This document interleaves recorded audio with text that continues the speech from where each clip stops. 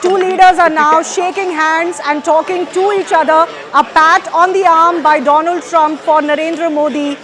There are, of course, some pleasantries now being exchanged. Definitely smiles on the face of Indian Prime Minister Narendra Modi that we can see.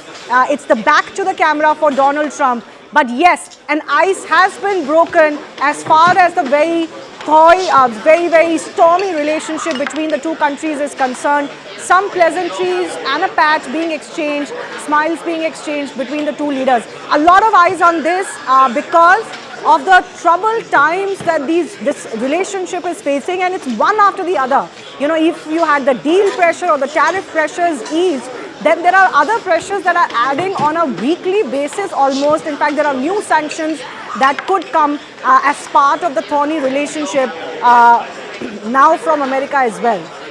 So the first face-to-face meeting, a handshake and smiles and pleasantries in 16 months, and so much has changed in the Indo-US relationship in the last 16 months. Vivek Mishra is Deputy Director, Strategic Studies Program, ORF, also joining us.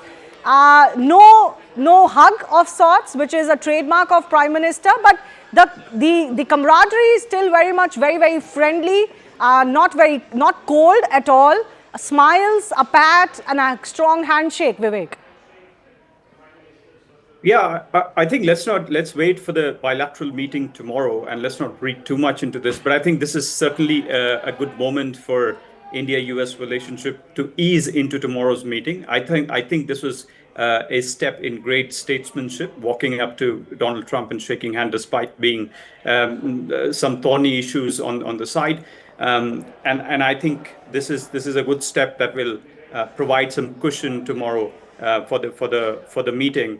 But in the backdrop, of course, there remains very strong issues to be discussed, and I think that's where we have come to in the past few months in terms of our relationship with the United States. And I think most recently, as your primer pointed out, the killing of 3 seafarers has been the most contentious issues among. I mean, it has resonated strongly, as it should, among Indian people, and it has to be raised, and I'm sure it will come up in the discussions because we are talking about a new world order.